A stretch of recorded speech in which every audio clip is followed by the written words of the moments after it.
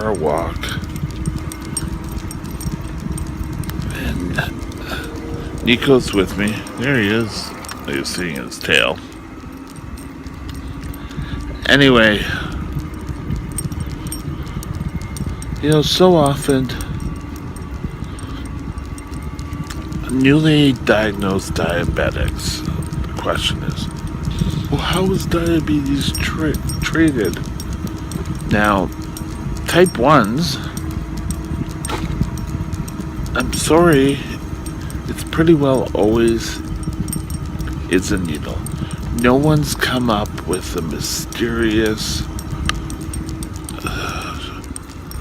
pill to solve diabetes. And the reason, I don't know if this is true, but the reason why I was told was because your body's natural stomach juices break it up. And so it's going to do no good to give insulin through the mouth. That's why it's always had to be done through injection. Now, in BC, if you're under the age of 25, you can get a pump. Now, what is a pump? Well, I've described a pump previously, but I'll just rehash it. What it is a device which pumps insulin to you all through the day.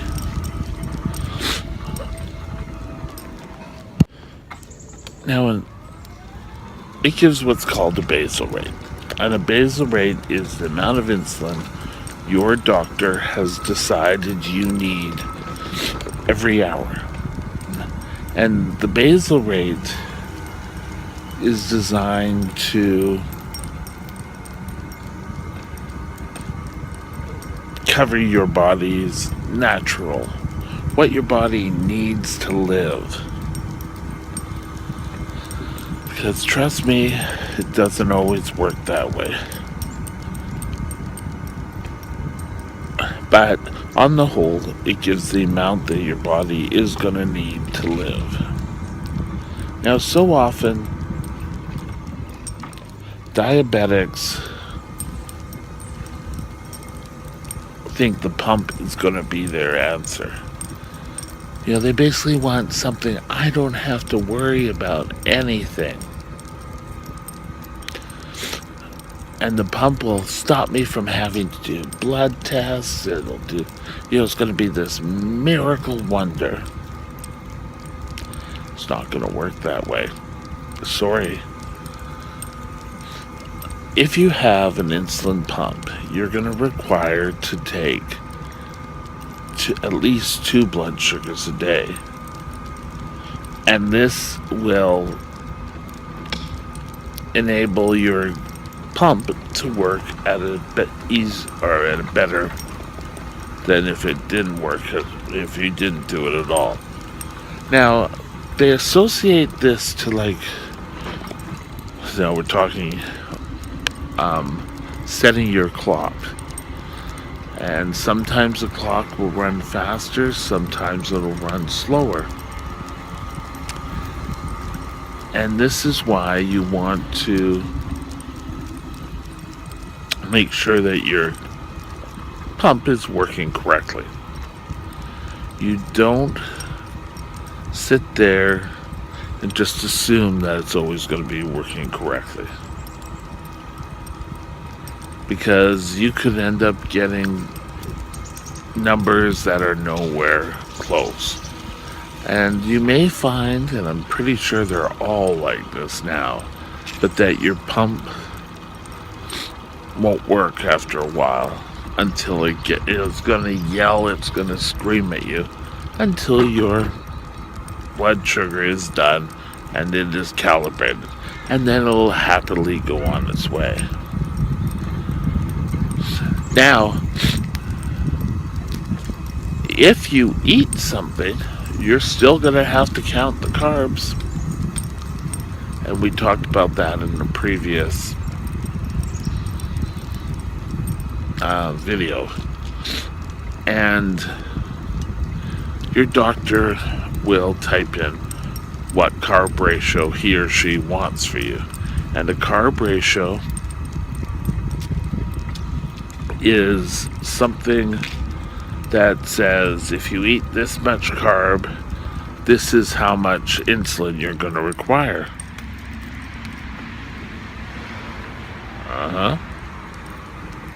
And again, your doctor will work that out. Now, just because you get a number of your amount of insulin you require for the amount of carbs, or your basal rate is set, doesn't mean that that's it. Doesn't mean that that's going to be the way it's going to be forever. Things happen in your life. For young people, you grow up. Other people, you are slowing down. You're entering in your senior life. So the amount of insulin that you require can be modified. Your doctor should also come up with what's called a correction dose. A correction dose is when you're high, how much insulin you have to take to lower it. Now, usually, let's say you're at 25, we'll just call it 25.0. But your doctor wants you at 6. So you have to subtract 6 from 25, and that will show you how much insulin you're going to need to lower your blood sugar. So if you lower your blood sugar, let's say they require 1 unit for every 2 units that you want to lower it.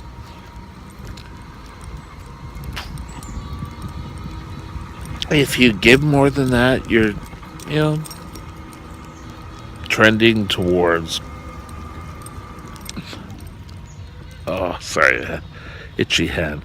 You're trending towards the chance of having a low blood sugar. Pure and simple. I know I'm kind of blah, blah, blah. So, is the pump the answer? Well, the pump isn't the answer for everyone. For those of you who are under, 16, usually your parents control your insulin. Well, maybe it could be a little bit less, but a lot of times there's locks put on the pump so that you're not able to fiddle around with your insulin pump. There could be many reasons why you'd want to fiddle around with it.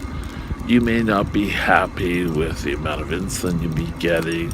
You may like the attention.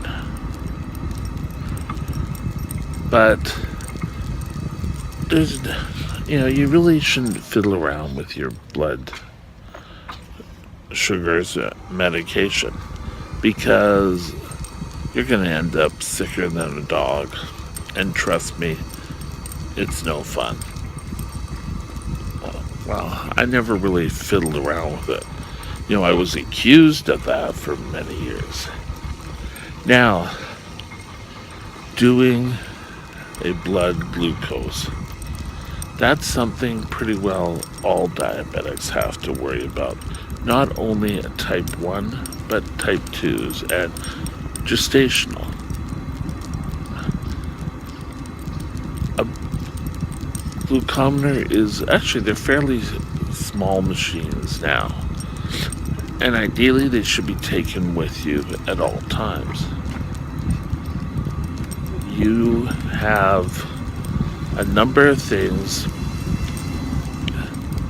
you need to take. You need to take a lancet, you need to take the glucometer itself, and you need to take strips. It's not the sort of thing that oh well, yeah, I'll do it and then I'll take the test when I get home. No, you have to physically take your blood. For a type 1 diabetic, up to 4 times a day. For someone like me, sometimes I take more, sometimes I take less. But you want to always make sure your blood sugar is given. Now, if you're a new diabetic, you want to do it at least 4 times a day. And that is breakfast, lunch, dinner, and bed. Because you want to know what blood sugar you're at. Excuse me, itchy nose. If you're at bedtime. Because if you don't, then you're going to find yourself all over the place. And you're going to find yourself waking up in a severe low.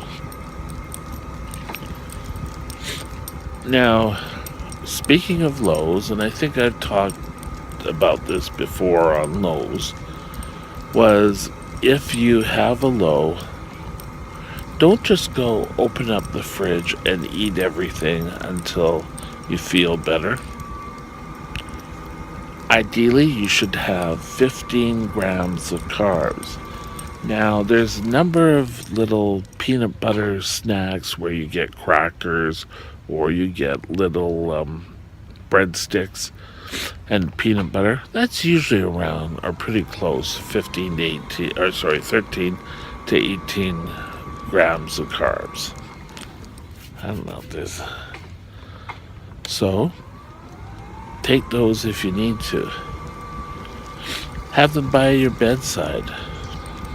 I don't suggest leaving fruit juice out. When I was diagnosed, I guess an intern or a resident, I'm not sure which he was, but he came up, he gave me my blood test, and then he came back half an hour later and said, "Do you want something to drink?" And I guess, thinking back on it now, he was asking, "You're low, do you want something to drink?" And I said, "Oh, I'm fine." But he brought me this orange juice. I never drank it. And it wasn't because I didn't trust the guy or anything. I just didn't understand at that point. But, it sort of sat there all day, and next morning, there was a little green stuff growing on top. You need to make sure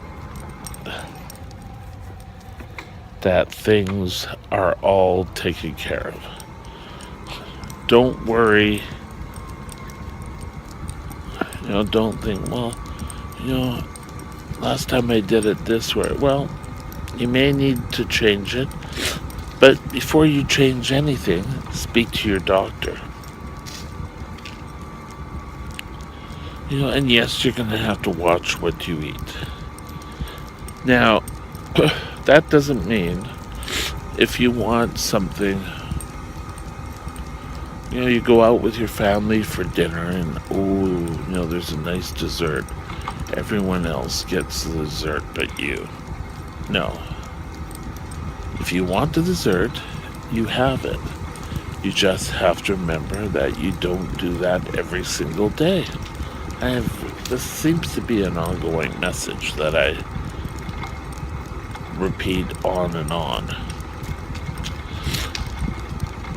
So, you want to ensure that normally you eat a well-balanced meals. Now, usually a type 1 diabetic on insulin, you want to ensure that your doctor or dietitian counts how many carbs you eat. And you may have to write down logs to make sure. Morning. that the amount of carbs you say you eat is the amount that you're getting.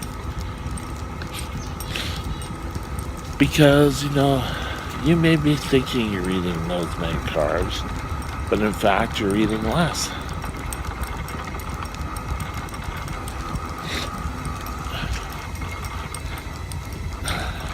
Treatment of diabetes type 1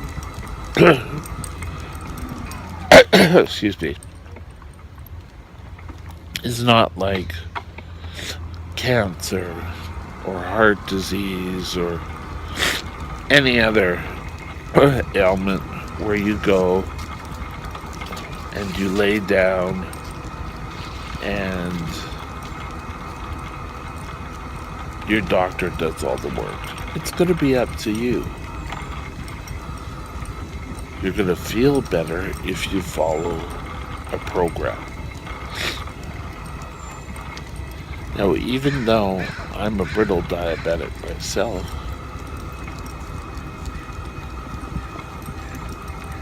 I still follow the plan that my doctor has set out for me.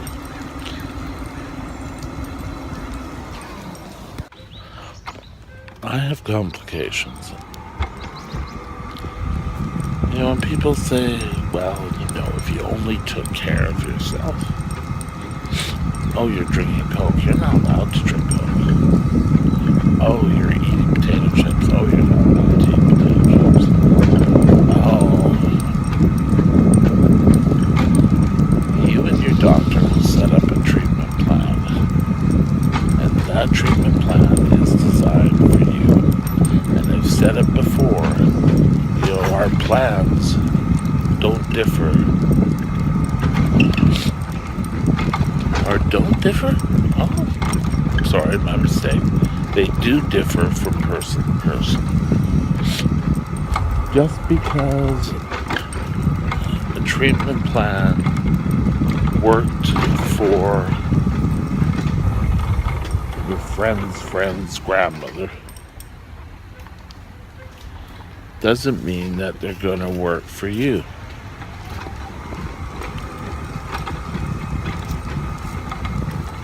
Now, don't go playing too much with your insulin, with your treatments, unless you've been taught how to do it from your doctor or your diabetic nurse. Now, there's one more, I'm sure I missed some other things, but there's one other thing you need to ensure that you do. There she is. And that is,